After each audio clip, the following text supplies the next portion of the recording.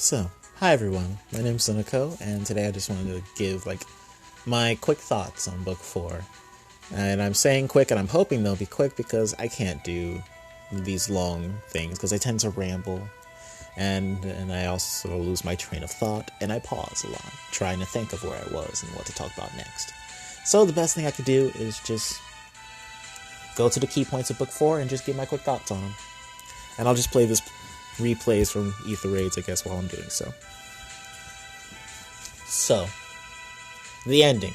I liked it. It was confusing, but I liked it. And why did I like it? It's because Freya, the main villain, grew.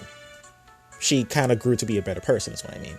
She not only just became stronger, throughout the course of the story, but she also just became a better person. She said that she could easily end the lives of all the Alpha, which is Peony, Mirabilis, Triandra, Plumeria, even though Triandra and Plumeria were already dead. They're back. She gave her life to bring them back, and also, I assume, to keep them all alive. Which is funny because she implied that she did not truly have any real feelings toward them. She only cares about her brother. But as we saw in the final chapter, she came to care a lot more about Plumeria and Triandra. That's just how it was, which is pretty nice. One of my favorite parts was when she was just wondering how and why we wouldn't submit to her request to keep dreaming, otherwise to wake up to a reality of Alphonse being dead. And she calls out for Triandra only to realize that Triandra's gone. And that's kind of when I assume she, and as well as we, just come to realize that, oh, she does care about them. But that tugged at my heart a little bit. And I did like that. But of course, I assume she's pretty much dead now, or if not comatose. Triandra and Plumeria talked about finding a way to bring her back, and who knows how that'll happen. Maybe they'll get into the same kind of shenanigans that Leaf and Thrasir did when Thor and Loki came to them. Maybe they'll come to them with some sort of proposition of a way to bring back Freya. Who knows? Other than that, I did like it. That implied, I forgot about the last part. The part where we're back at the beginning of the mission of what essentially started our journey into book 4. Loki, of course, implying that she knew that we were dreaming all this time. I don't know what's going on with Loki. She just knows things, okay? She just knows stuff. She, of course, greets us. It's like, hi, did you have a nice dream? Oh my god, of course she knows. Of course she knows these things. And then, it didn't really go anywhere else, other than the fact that we got to be formally introduced to Peony, what was it? Who was Anna, who called out and was like, we got a surprise visit from your friend, your childhood friend, to specify specifically. And then, of course, Peony came and was like, hi, I'm Peony. I'm a Yosifar, a light elf from the Yosifheimer. And I kind of wonder, that was all a big dream. But I wonder how much of it is now pretty much retcon. That's what it was. It's like a retcon. So everything's okay now. We don't remember all of it, but of course we know what happened. So now all that's left is me wondering, how much are they going to keep? Because assume Freya and Freyr are going to be gone forever. But of course, we didn't see Mirabilis, and people are joking about how Mirabilis is just dead still. But who knows? I don't. She'll probably pop up in some alt or whatever. Probably all the others too. We won't really see them, I assume, until a seasonal comes along, and that's usually the only case where that happens. But yeah, that's pretty much my general thoughts on the ending of book 4. I liked it. It was confusing, but I liked it. Now for the other points of it, Alphonse being dead, that made sense. And if, it made sense. We took out Hell. Alfador apparently got pissed at Alphonse specifically and just snapped him out of the existence. But turns out he's just fine. We wake up, get back to reality, assumedly, and he's A-okay. It was revealed that we were all still sleeping. And then we only just woke up. And then we start the mission. Like, blah, blah, blah, blah, you already got it. What else, though? It's like, what? He's not dead. Which is kind of disappointing, but I'm okay with it, generally speaking. So if that's anything, I guess that shoots down, like, the, Book 5 possibly being about us taking on Alfado or something like that. As, like, a revenge plan against him doing that to Alphonse. But I guess it really just came out of nowhere. It's weird, though. I guess it was... No, it couldn't have been a solo dream idea, because Sharena was there, and she pretty much remembered everything. I'm not sure if she experienced the same thing that we did, but who knows? I'd rather not dwell on that kind of thought right now. Let's just stick to what we know. What else was it that I'd like to think about? The Sharena Peony thing. Sharena and Peony being, like, switch lives or whatever. That didn't really amount to what I expected it to be, which was, like, Peony low-key being a bad guy. Or some sort of villain, if not, like, a minor villain. Like, she stole the life of Sharena. That's what I would have expected and would have preferred. But I'm still okay with Peony being, like, a good person. I like Peony. I don't really want her to be a bad person. But it didn't really amount to much. It was just more, you are my friend. What's yours is mine, and what's mine is yours, and all that. Like, okay, it doesn't. So they're pretty much just putting that whole thing under the rug, which makes me wonder, why did they even bother doing it in the first place? Like, it could have just been Sharena was one of the people who could have drunken the nectar, but she just didn't, and Peony did it instead. They didn't have to go with the whole switch lives thing and the changeling stuff if they weren't going to go that hard into it. I wish they did go hard into it, because that's a neat little thing that they could have talked about, but they didn't. I would have liked it, though, if they talked about the changelings and whatnot, or doppelgangers. But that's not where we went, so let's not dwell on it, I guess. Unless we're, of course, complaining about things about Book 4, which is what I'm doing now at this point. With Alphonse not being dead, so that's an interesting point. That was just whatever. Also, the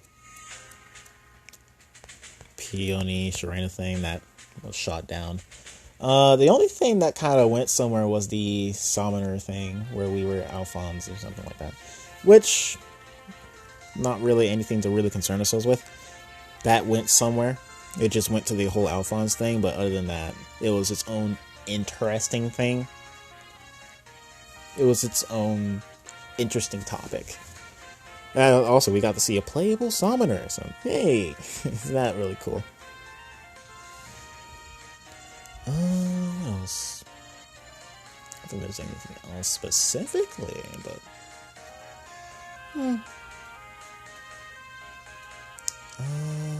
that's the general thing I'd like to talk about. I can't remember what it was, but if it was, I'm not going to dwell on it. I'll just move on to, like, whatever else. No, I think that's pretty much it. I talked about the ending of Book 4. I talked about how Alphonse is not dead, Sharena and Peony thing. That's what was most important to me, I'd say. That was the most important things to me. So, yeah, that's pretty much it. Thank you all very much for sticking around for this long. I'm not sure what I'm going to do next. You guys already know what my hopes for Book 5 is. Like, I'm expecting, we apparently have, like, the Land of the Giants and the Land of the Dwarves, and, if I recall correctly, dwarves make things, right? They're all about making stuff and whatnot. So, like, maybe we can get a sort of futuristic cyborg robot stuff going on in Fire Emblem. That'd be crazy. That'd be more Fire Emblem Hero stuff, I want to hear more people say, "This is not Fire Emblem. What the heck is this?" That's pretty much what I just. It's funny hearing people talk about things like that. But yeah, that's pretty much what I'm hoping for the next book. I'm okay with pretty much anything though. Like, ooh, we get giants. That'd be cool. What would be the new unit type for that? Where we just turn Roku size for a limited amount of turns and we get butts load of HP. That'd be, boy, Ether Race would be something else. That'd probably be a player only thing though, which would make it more easy to stump on defense teams. But yeah, other than that, that's what my general hopes for book 5 would be. I'm not really worried about what our free unit would be if we get one, or like what new unit type would be. I guess I should probably mention that I think I'm going to focus on releasing Pokemon Sword, because now I actually have 3 houses, and I want to do a playthrough, let's play or whatever of that on this channel, which would be fun. So something I forgot to really talk about was like my wishes, what I wished they would do for book 4, or what they did, and I guess for my future, my wishes for like book 5. So one of the things I didn't really like too much was the Triandra Peony dynamic of how they were sisters and all that. I completely forgot about that. Or rather, I didn't feel anything towards that. It didn't feel like they focused on it enough, which is probably just the nature of most things in Fire Emblem Heroes' story. We get 13 chapters, and not every chapter is something where we get a talking segment or whatever. I wish we would get more things like that. I wish they would have focused on that more, because they played it up like they... I know when we were introduced to Triandra pretty much said, "I'm the one who brings nightmares and bad dreams. I'm your opposite. And you're like my arch enemy. So I will end you," and all that. Right? But that didn't really... It's like they were sisters, and as we saw in that whole cinematic video that they uploaded at one time when we were at the midpoint thing. Maybe we were also introduced to Mirabilis. I wished they would focus on that more, because when Triandra died and like Peony was all, "Oh, sister, no," I was like, "Oh, no. Hold on, let me get my feels mode on." Oh, man, bummer. Because I didn't feel much I truthfully didn't feel anything when that whole moment happened. Because it didn't feel like they focused on it enough. Like, I felt more for when Freya was called out to Triandra, but Triandra was dead, and she realized that. And I felt more for that than I felt more for like any of the characters' deaths beforehand. Like, I think I felt more for when Gustav died. Right? And that goes into another thing. Please give us some sort of cutscenes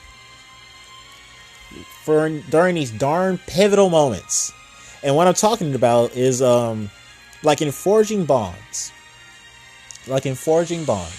When the character or on all the characters get the respective level supports, and then you get a neat little thing like, oh, you're all at the campfire and everyone's talking, or where everyone else is walking and you're also walking, but then a rogue guy sneaks up on you and the heroes join in and just, no, you don't attack the summoner. Yeah. You know, those moments, right? And also the ally support and summoner support stuff too. Why can't they just do that for like the general story as well? Just to show what's going on. Because there are times when I have no idea what's going on. Like suddenly, hoo-ah! Freya is here and she's talking to Mirabilis, and it looks like Mirabilis is talking like she's uncomfortable, or Freya's doing something to her. But how was I supposed to know? I don't even know where Freya came from, or where she technically is location-wise. Is she behind Mirabilis? Is she in front of Alphonse, who was us? We don't know. I just have to assume, because they never give us like a key visual. And it's not that they haven't done that Fire Emblem before. Fire Emblem Fates, they use the model stuff all the time. But yeah, that's pretty much what I wish they would do for like all the books to help show what's going on more. After all, like, think about how much better it would have looked for Gunther's death, or I guess Gustav's death as well, if we actually saw them die. Like, oh, here comes Surtur's wind-up. Gunther's on the ground. Fjorm's watching. There's this little speech bubble where she's got a sad face. And then Surtur does the wind-up, and boom! Gone. Gunther's dead. Fire here and there. Freaking Bolganone effect. Oh, man. I just wish they'd actually give us like a cutscene visuals or something, because I'm tired of seeing a flashing color on the screen and then something's being told to me what's going on. I don't want to be told that Gunther burned to death. I want to see Gunther burn to death.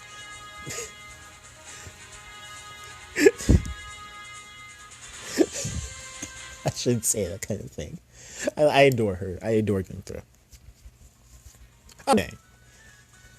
Just saying things. But yeah, that's pretty much it. I'm done rambling now. Like I said, gonna focus on Pokemon Sword so I can get to playing 3 Houses. Blue Lion's playthrough coming up. Hopefully I can figure out a good way to record that, because I know Fire Emblem Mask can take a surprising amount of time to beat. At least 30 minutes is what I believe. So, can't wait to see how that ends up.